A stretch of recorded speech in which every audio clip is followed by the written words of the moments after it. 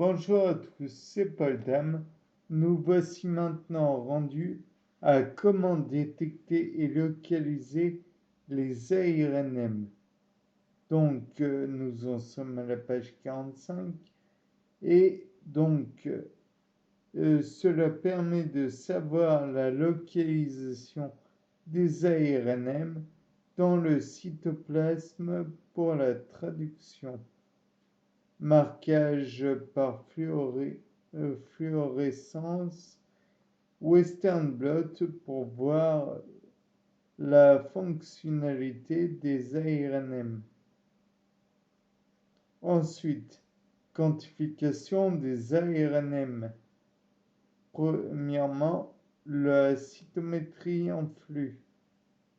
Mesure simultanée de plusieurs caractéristiques d'une cellule FACS. Donc, vous savez, la fluorescence, la chromatographie en phase gazeuse, fluorescence et tout et tout. Peut être couplé avec un trigger pour avoir des cellules vivantes, donc non lysées, comme on aurait pu le faire avec un pilon ou alors une solution hypotonique ou des cycles de congélation, décongélation, enfin bref. Analyse quantitative et qualitative, forte sensibilité de détection. Par la suite, donc nous avons le principe qui est cellule mise en suspension dans un fluide et passe dans une gaine. Excitation des cellules par un laser. Cellule émet des signaux lumineux, donne des informations sur la morphologie de la cellule et la présence de marqueurs fluorescents. Ensuite, nous voyons la détection des ARNM produits in vivo, reverse transcription. Donc, cela consiste en une transformation en ADN complémentaire, ADNC, utilisation d'oligodendres d'été avec hybridation avec la queue polia, synthèse d'ARN polymérase ADN dépendante, amorce de 20 nucléotides, randomisation du primer, randoms primer, pardon. Donc ADN C complet, R plus PCR. Donc voilà. Site de restriction est toujours déposé à l'extrémité 5' du primer. PCR quantitative, donc elle se réalise dans le gel d'agarose. Si vous vous rappelez bien,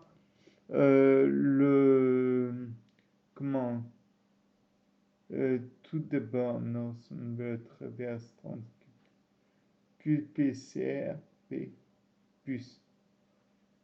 Donc, après le Northern Blot, on fait une reverse transcriptase ainsi qu'une QPCR dans le cas de je ne sais plus. Enfin, à retenir petit truc de Northern Blot PCR Plus, qui est un test commun pour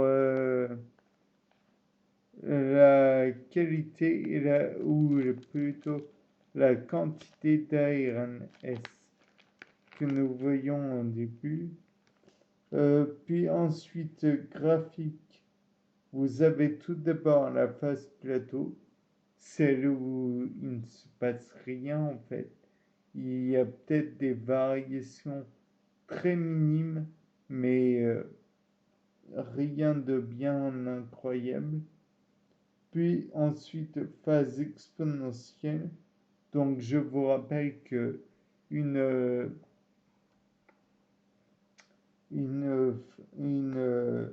suite exponentielle, c'est par exemple, vous avez n égale n de t, pardon, égale n0, donc le nombre à la base, fois exponentielle lambda t, t étant le temps, lambda étant une constante, pour dire l'accroissement. Puis ensuite, nous avons la phase linéaire et enfin, à nouveau, une phase plateau. Cela permet de quantifier ADN amplifié. C'est très sensible, de très spécifique aussi. Il n'y a pas de manipulation post-PCR. Puis par la suite, on rappellera plutôt que c'est très reproductible. Or, la reproductibilité est un caractère phare de la science. Si ce n'est pas reproductible, ce n'est pas scientifique.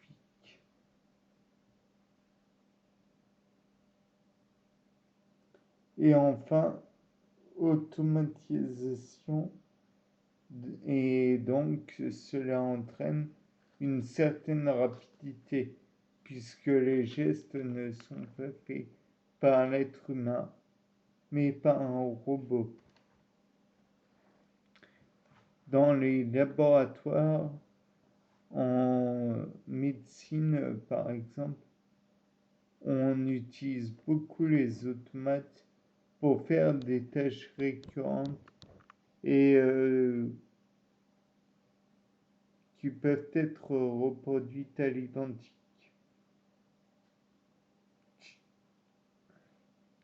Ensuite, obtention d'une droite qui peut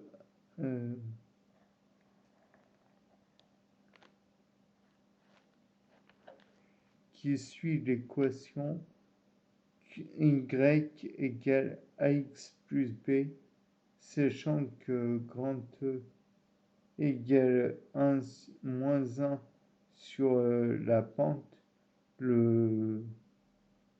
voilà. Sa pente est de l'ordre de moins 3,3 à moins 3,5. Par la suite, nous voyons efficacité est de l'ordre de 90 à 100%. Phase log n n0 plus n log de 1 de moins 1 plus e. Non, de 1 plus e. Pardon. Quantification absolue. Nombre exact de copies de la matrice cible nécessite une gamme calibrée. Par la suite, nous arrivons à la qualification relative.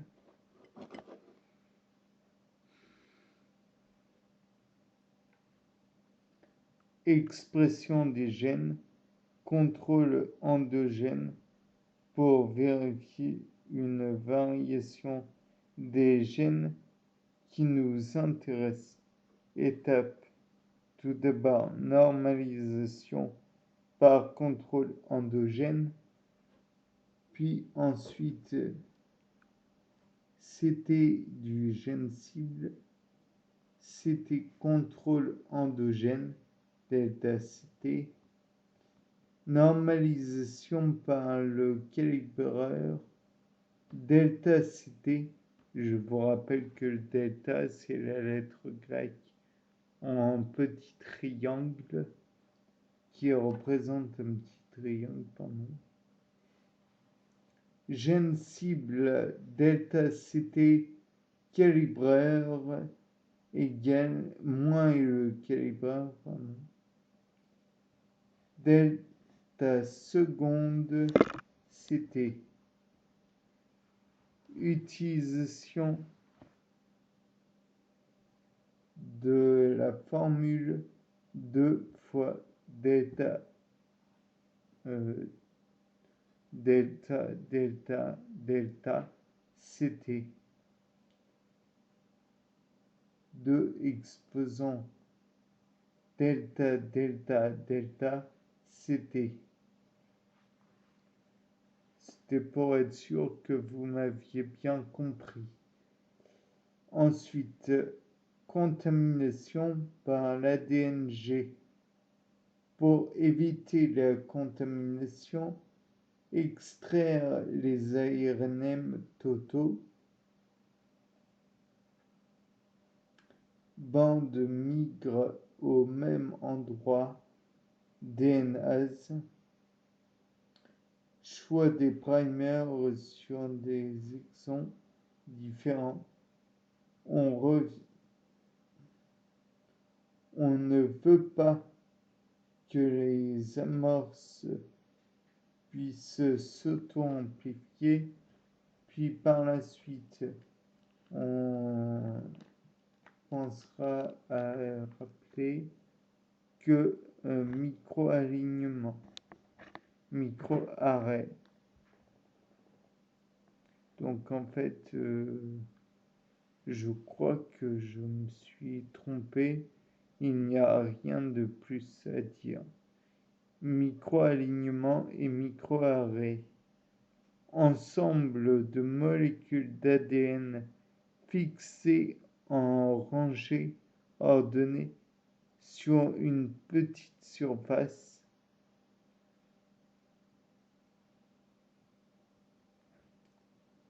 Puis repose sur les propriétés que possède l'ADN dénaturé de reformer spontanément sa double hélice lorsqu'il est en présence d'un brin complémentaire. Donc, si vous vous rappelez bien, quand on a mis au tout début pour faire la PCR, on a, comment dire, retiré le brin complémentaire. On a séparé les deux brins, pardon. Et on a pris juste un des deux brins pour qu'il se sépare à nouveau à un autre brin par complémentarité. Donc là, c'est tout à fait le cas aussi. On a cherché à diviser les deux brins, à séparer les deux brins de telle façon que l'on obtienne un brin simple. Mais cela reste de l'ADN.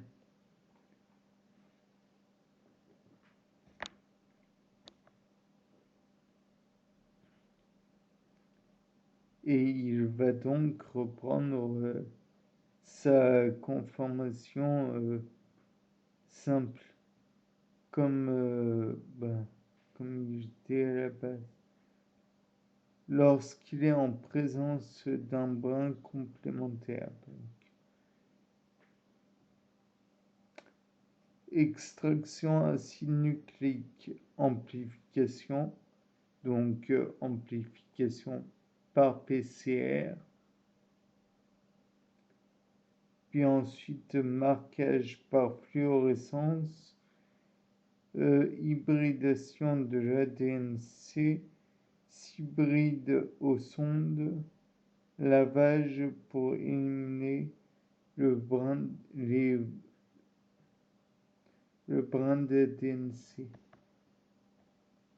Puis ensuite, étude des interactions protéine-protéine, technique de double hybride, utilisation d'un système rapporteur, utilisation de gel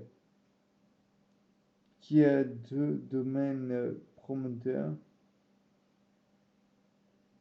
l'un se liant à l'ADN et un transactivateur qui permet la transcription du gène, création de protéines recombinantes,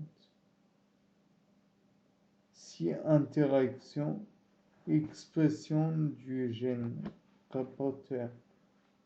Donc le gène rapporteur, pour vous rappeler, c'est le gène qui permet de localiser une protéine secondaire,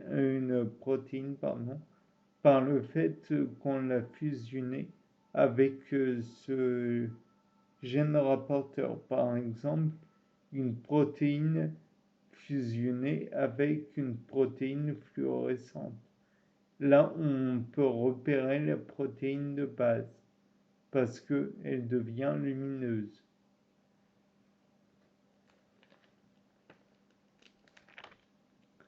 Par la suite, nous voyons l'immunoprécipitation et la co-immunoprécipitation. Donc, pour cela, incubation avec anticorps. Donc, rappelez-vous de la fameuse technique du Sauerbrunn électrophorèse, puis après, on dépose des anticorps pour qu'ils les reconnaissent spécifiquement. Les protéines, j'entends. En somme, l'anticorps va reconnaître la protéine parce qu'il est spécifique de la protéine et il est lumineux en même temps. Donc, il accroche une protéine pour qu'on la repère plus facilement. Puis ensuite vient le Western blot. Étude une seule protéine, immunoprécipitation co-immunoprécipitation, permet d'étudier des complexes protéiques.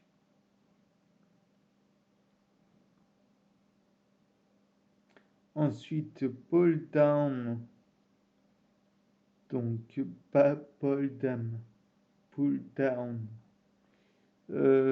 purifier la protéine dans le LISA.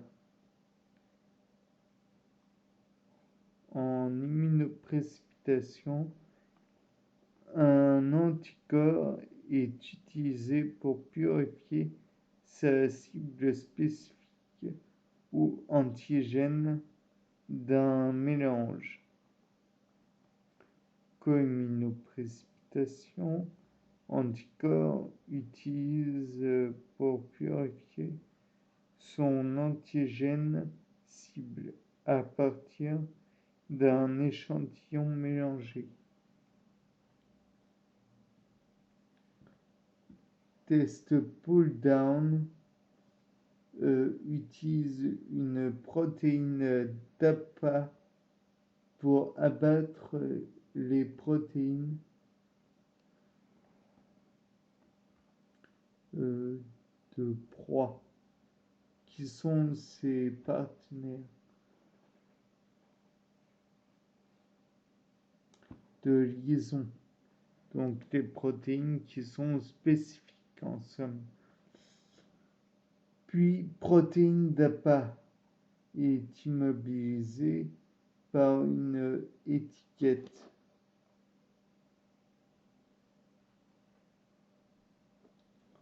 Nous passons maintenant au cross-linking, donc utilisé pour étudier les interactions protéines-protéines ou protéines-ADN.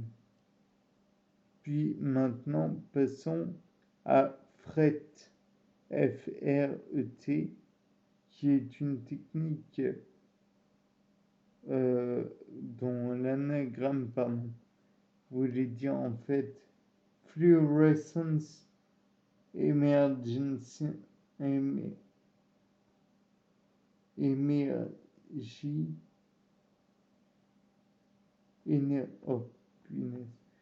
excusez-moi, je recommence. Fluorescence Energy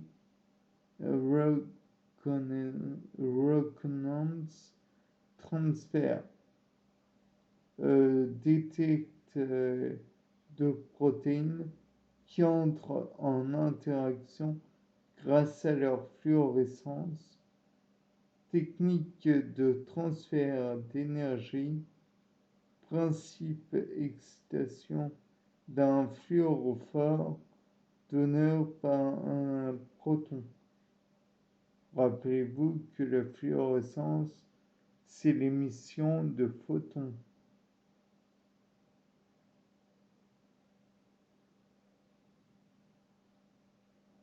Émission de fluorescence par le donneur, excitation du fluorophore.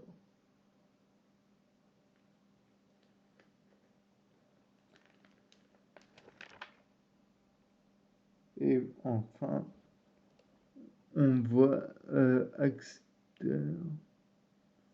mesure du rapport de fluorescence, condition transfert d'énergie. Brett, maintenant, nous allons voir la technique Brett, bien qu'elle soit assez courte. Cela veut dire transfert d'énergie par bioluminescence. Donc, technologie puissante de transfert d'énergie par résonance. Voilà, là c'est la fin du point. Maintenant, nous allons attaquer les mi-RNA. Donc, je vous le rappelle, c'est utilisé par exemple pour précédemment on l'a utilisé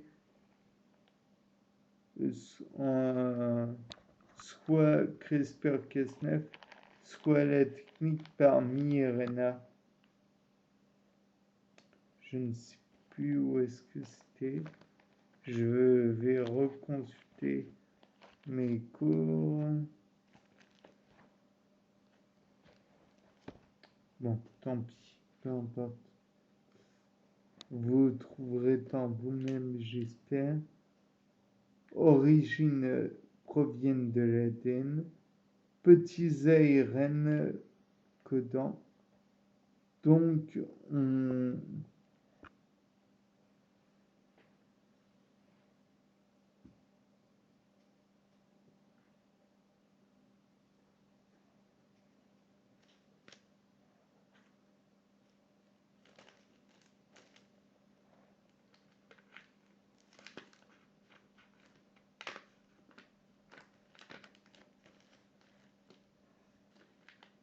petites problème technique.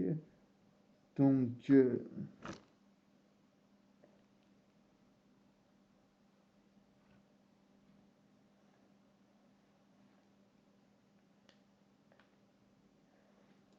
permet les...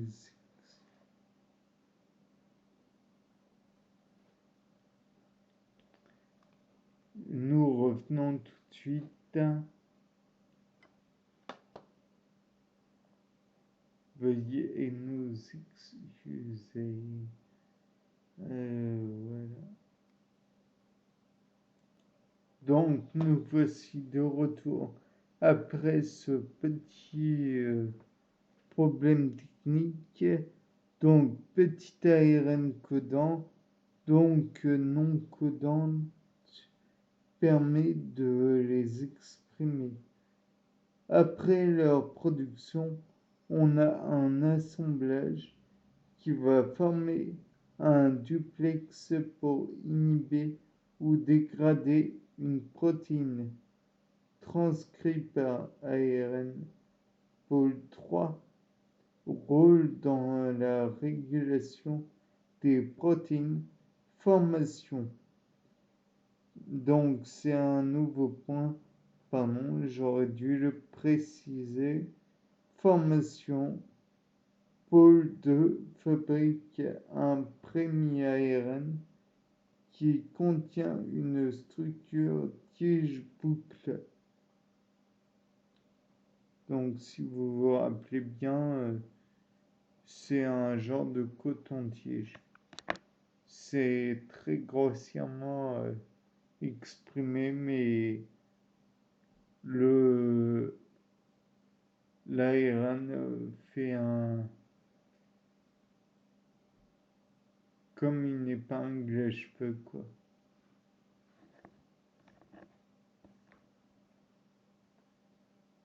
Ensuite,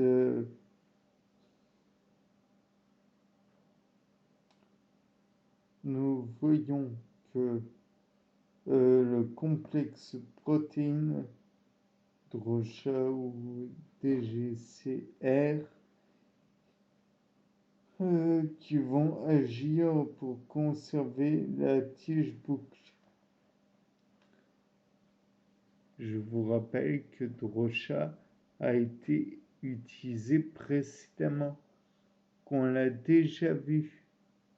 Donc, ne l'oubliez pas. Notre copain Drosha a été vu dans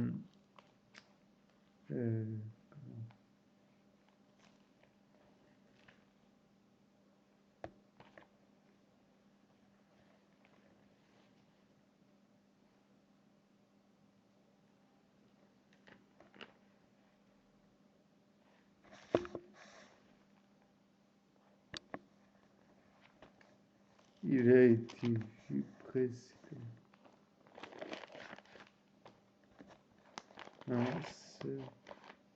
C'est quoi ça?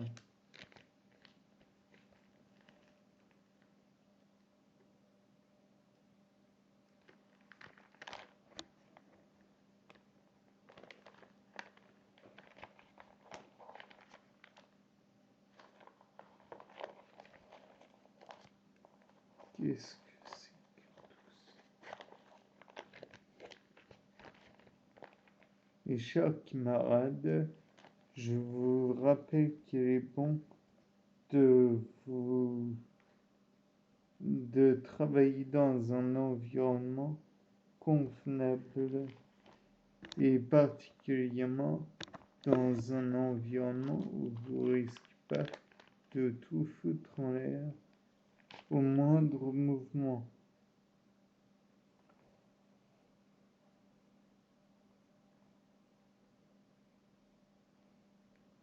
Bon, donc nous voyons Drosha particulièrement au moment de l'invalidation de gènes par recombinaison, inhibition de l'expression par interférence à ARN. eh bien, ce fut laborieux pour retrouver ce passage.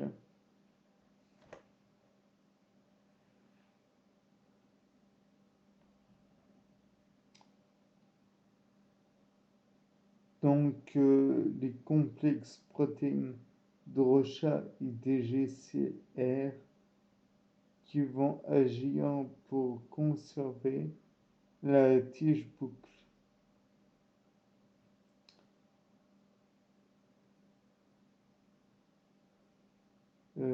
Ensuite, tige exportée dans le cytoplasme. Donc là, par contre, je ne sais pas si ça va être la même chose, mais il y avait dans la même partie que pour DROCHA le fait que c'était l'exportine 5 qui est exporté dans le cytoplasme.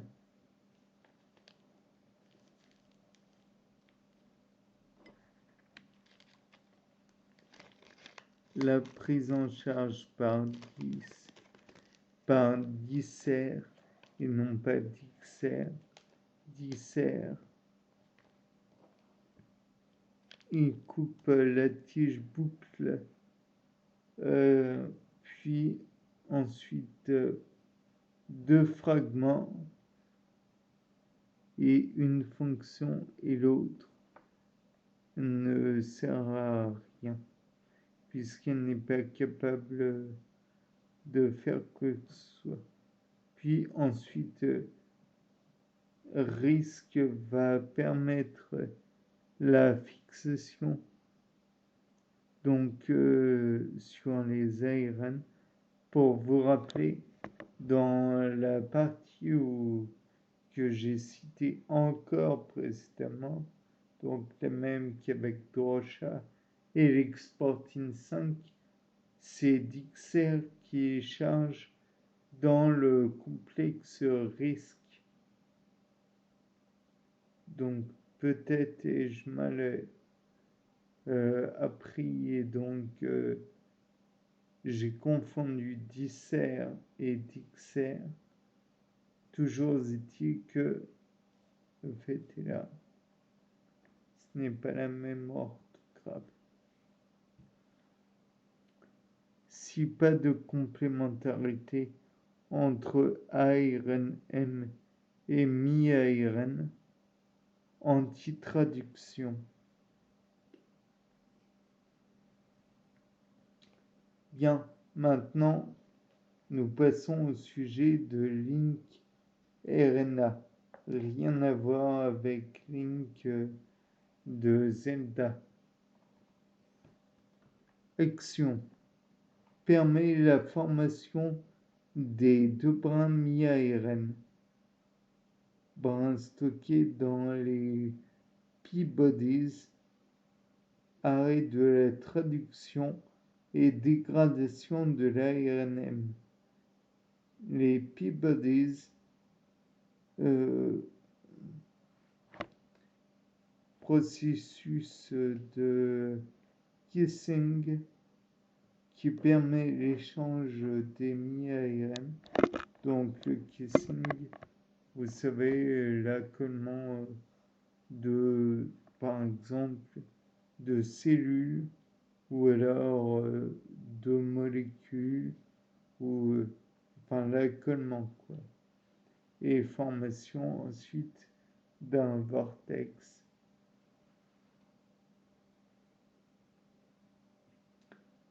Ensuite, deuxième point. Donc là, on avait vu l'action. Maintenant, on voit la manipulation. On peut faire 2 choses. RNA mimiques, donc agissent comme mi-ARN naturel. Donc les mimiques, c'est des imitations grotesques ou des imitations, pas grotesques, des imitations, tout simplement. éliminer action de ces mi-RNA, création d'un anti-mi-RNA, donc le contraire, je présume, qui se fixe sur le mi-RNA biologique pour qu'il ne se fixe pas sur l'ARN.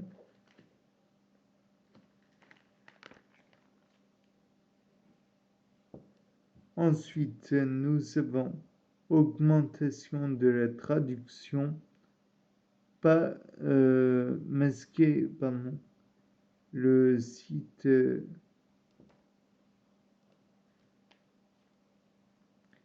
mi-RNA, site comment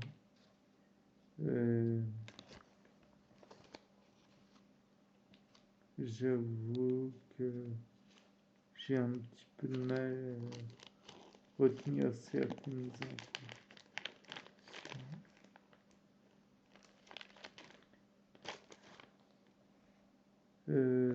Ça devait être masquer le site de fixation mi-RNA. Puis ensuite, mi-RNA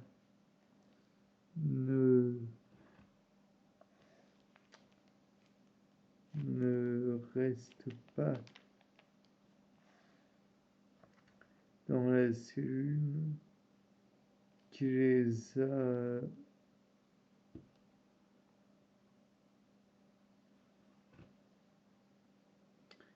les mi-RNA ne restent pas dans la cellule qui les a fabriqués, impactés par les exosomes.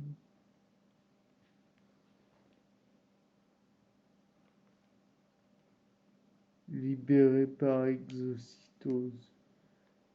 Désolé si c'est laborieux, je récite le cours et ce n'est pas facile. Puis ensuite, vectorisation et transgénèse. Définition. Vectorisation, utilisation de vecteurs pour transporter de l'information, en général de l'ADN, au cœur de la cellule. Donc, pour vous rappeler, on a déjà employé les vecteurs, un vecteur bien particulier, pardon, à savoir le plasmide. Puis ensuite, outils disponibles, vecteur, plasmide.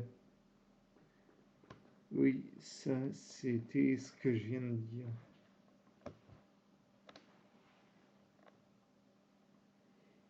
Entrer dans la cellule librement ou par des techniques permettant de fragiliser les membranes, comme avec le phosphate de calcium ou alors l'électroporation. Je pense qu'il aurait été possible d'y inclure la micro-injection. Ensuite, cibler le gène, étudier intégration dans le génome, pas de silencing.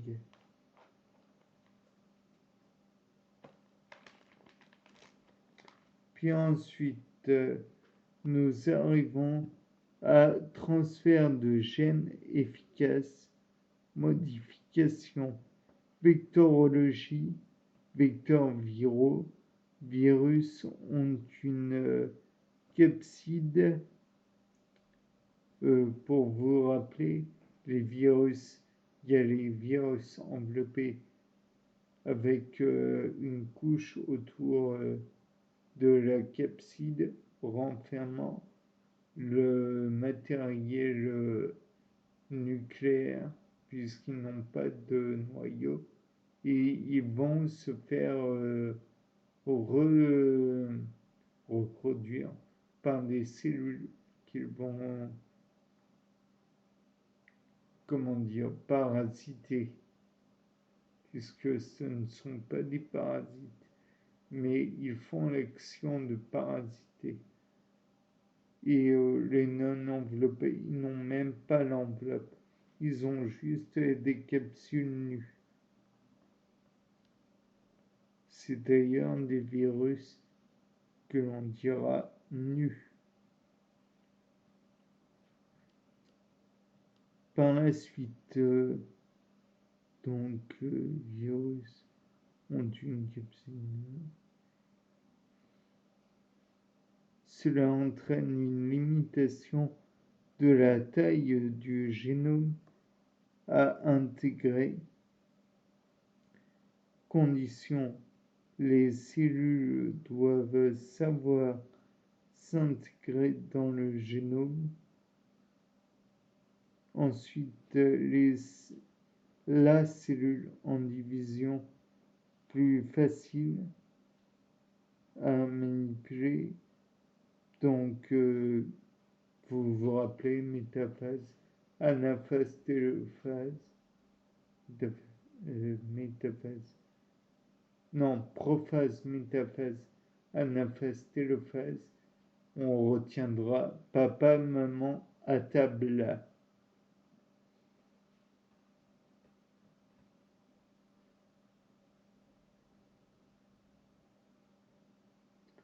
Donc, ils sont plus faciles à manipuler.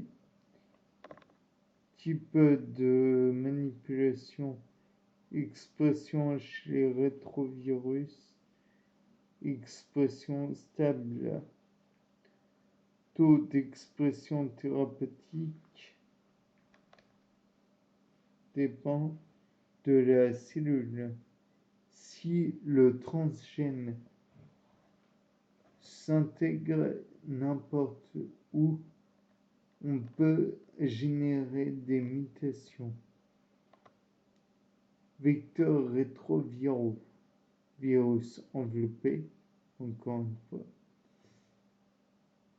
Plasmide ARN+, ARN positif. Taille réduite, limitation de la taille des inserts, intègre le matériel génétique.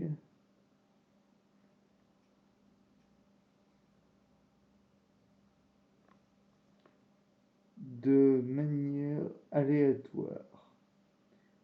Vecteurs non réplicatifs,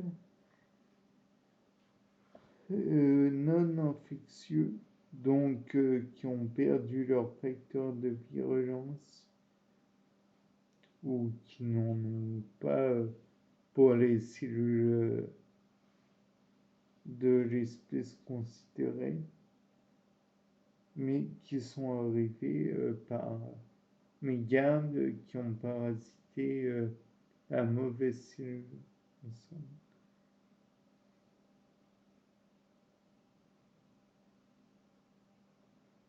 Ils ont perdu leur gène de réplication qui est essentiel. Puis on peut dire aussi qu'ils ont des packaging cells lines, donc empaquetage de gènes non plus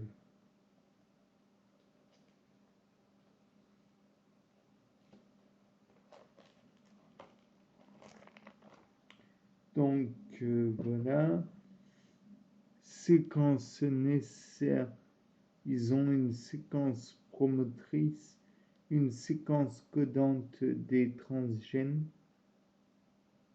que Polia donc permet la stabilisation de l'ARN comme on l'a vu dans les cours précédents.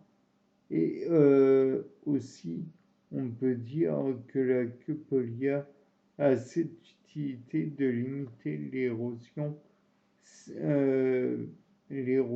au fil du temps et donc de limiter leur destruction. Puis ensuite, séquence phi encapsidation du vecteur recombinant. Production dans un énième point, nous voyons la production de virus défectifs. Insertion de notre gène d'intérêt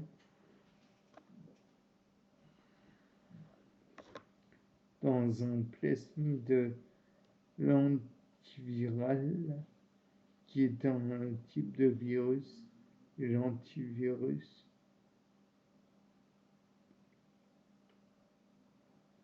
Sous le contrôle du promoteur. Transfert de cellules HEK293.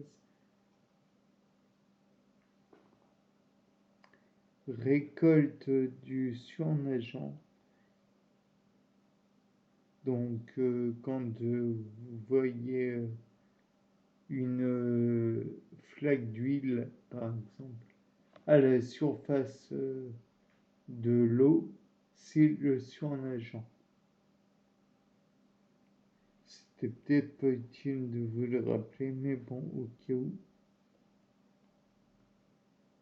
Puis ensuite, nous voyons l'incubation de notre cellule avec le vecteur viral, avec le lentivirus. Puis ensuite, intégration de notre gène d'intérêt et du marqueur de sélection dans ADN cellulaire. Vecteurs non viraux. ADN, c'est le titre de la partie. ADN plasmidique nu pour expression. Il faut un plasmide, un promoteur, pardon. Pour expression, il faut un promoteur, une séquence codante et un signal de polyadénylation. Par la suite, nous voyons un grand titre, méthode de délivrance de ces vecteurs thérapeutiques. La méthode physique, injection directe par micro-injection, méthode balistique, donc en somme on envoie le vecteur avec la charge directement dans la cellule. Balistique, ça fait référence aux armes à feu par exemple, ou alors à la baliste qui était une grosse arbalète en somme.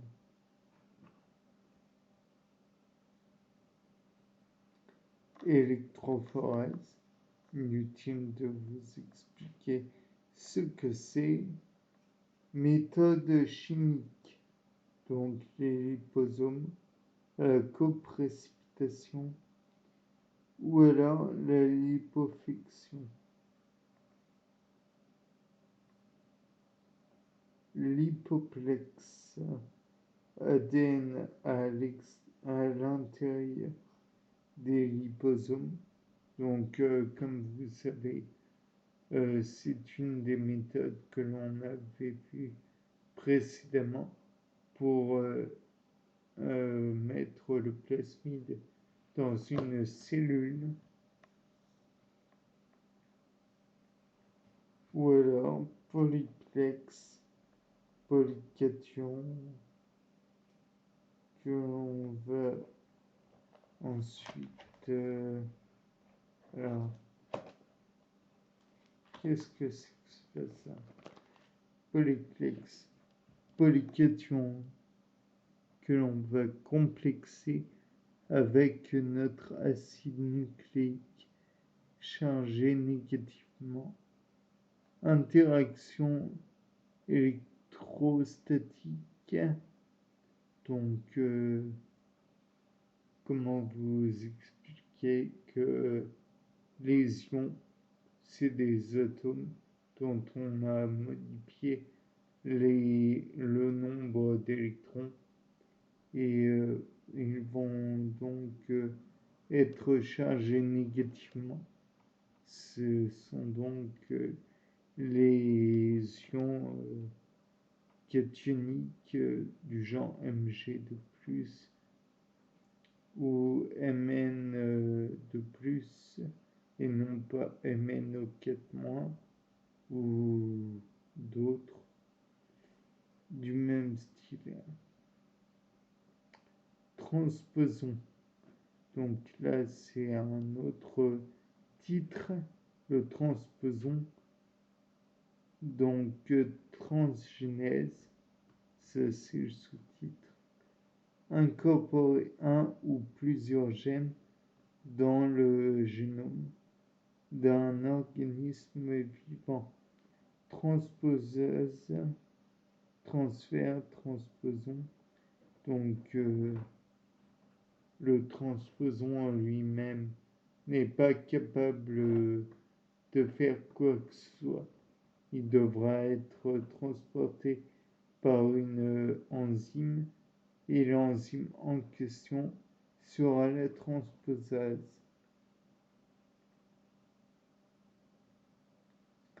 C'est une séquence unique à leur extrémité ITR.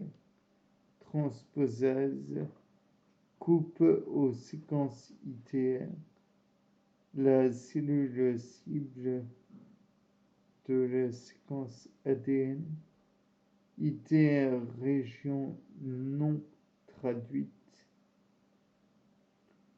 On remplace le gène ORF, Open Reading Frame, donc cadre de lecture ouvert, qui code la transposase par notre séquence ADN.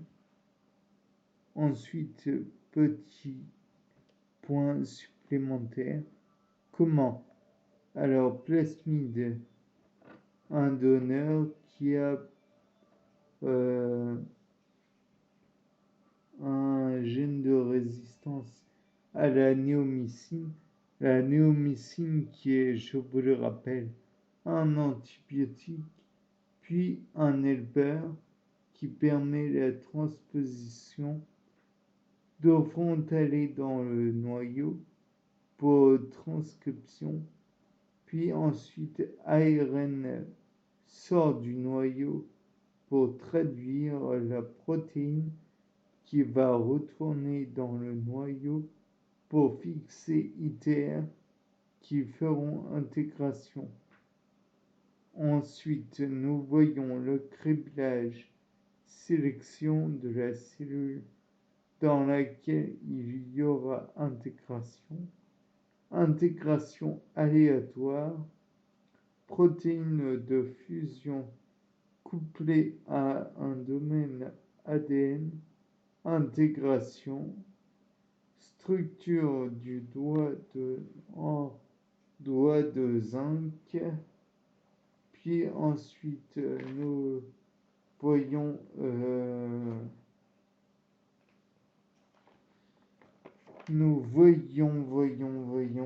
mince, j'ai un trou de mémoire.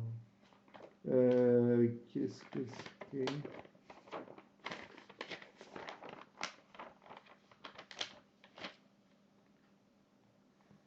Alors, nous voyons qu'ils reconnaissent les doigts de zinc qui reconnaissent les séquences d'amorce. Protéines de fusion se fixent sur les TA.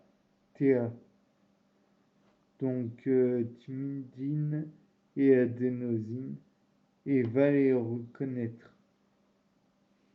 Ceci clôt donc notre petit parcours, et enfin je vous souhaite une bonne journée et au revoir.